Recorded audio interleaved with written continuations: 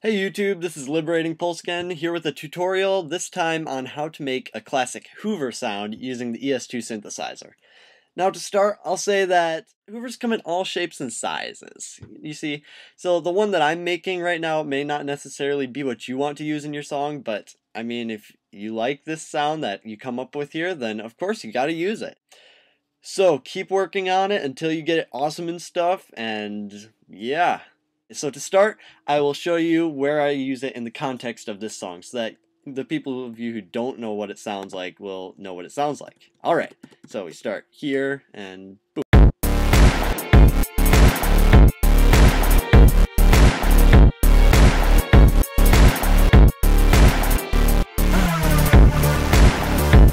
Alright, did you guys catch that sound? Well, if you didn't, I'm going to solo it for you. Alright, so here we go. Yep, there it is. So it's that sound. It sounds kind of, I don't know, it sounds really weird.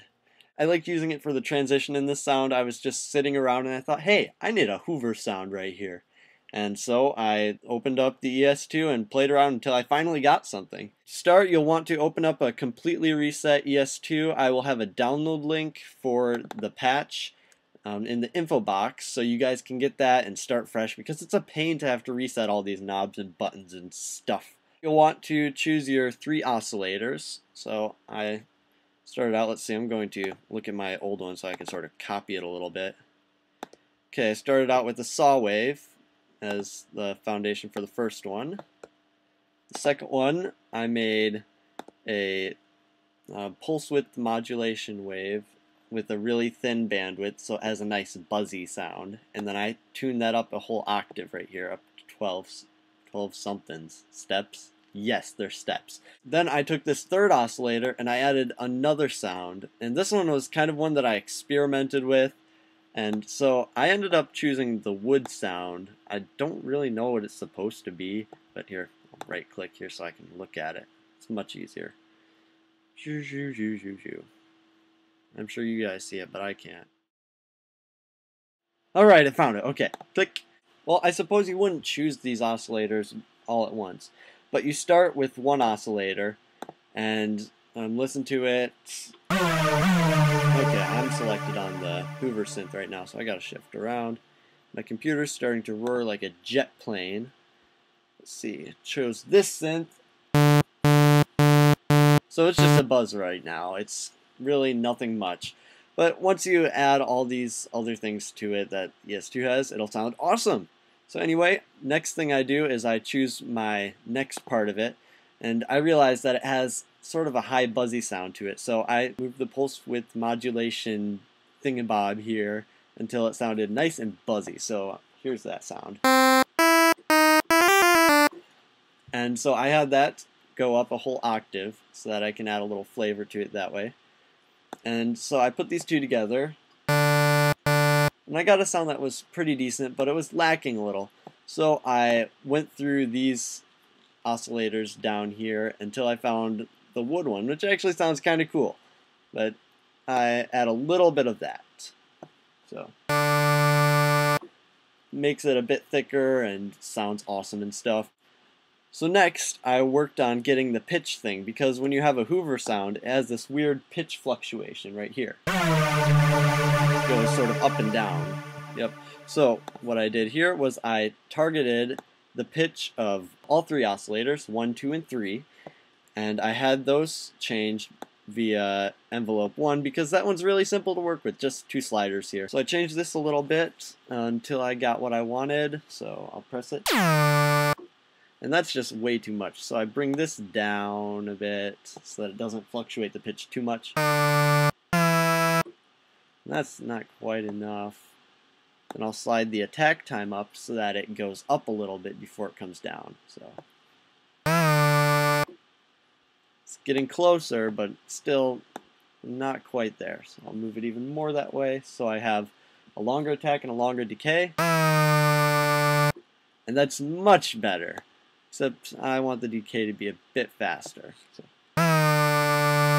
Okay, now I like that. Now you guys can change that around until it's perfect for your song, but for me this is great, okay?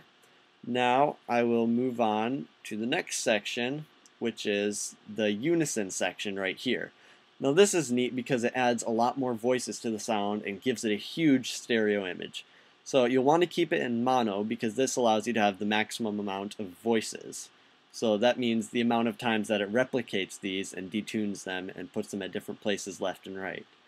So it just makes the sound huge. So you select unison right here and just drag it up until it sounds as big as you need it to be. So I'm going to set it to 32 for now.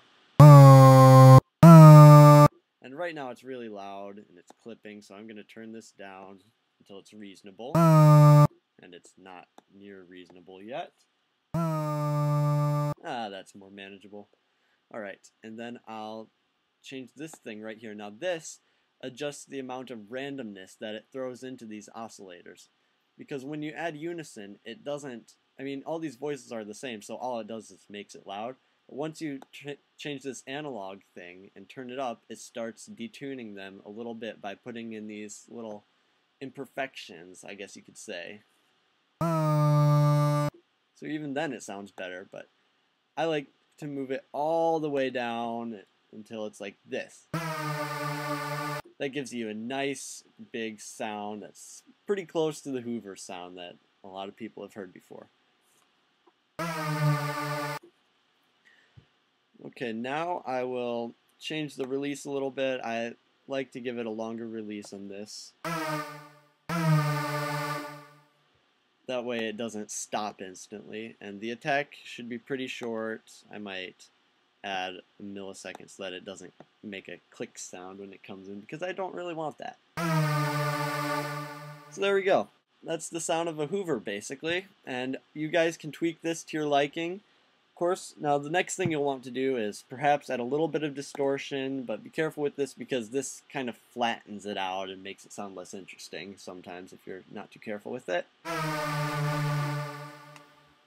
Now once you like that sound there, what you can do is you can use the EQ to filter out frequencies. If you're just using it in addition to some other low frequency things, you'll want to cut out the bass, because if you look here, you'll see that there's quite a bit of bass there, and if you don't need it, cut it out. But if you want this to be the main bass instrument at one point, then what I'd recommend doing is going down to the specialized section of the plugins and choosing sub bass. Now this allows you to insert a sine wave that's an octave lower or even lower than that of the original content, so it has a nice deep sound. So what I do here is choose bass booster and try it out. Now that is pretty awesome. It has a nice deep bass sound, and it's really wide and just a huge signal. Stuff like that. And can't think of ways to describe it that don't sound awkward. Alright, so that's how I made a Hoover synth. And so I'm going to play my little song again so that you can hear it. And yeah, have a little preview of what I've been working on now that I'm making a new album. Woohoo!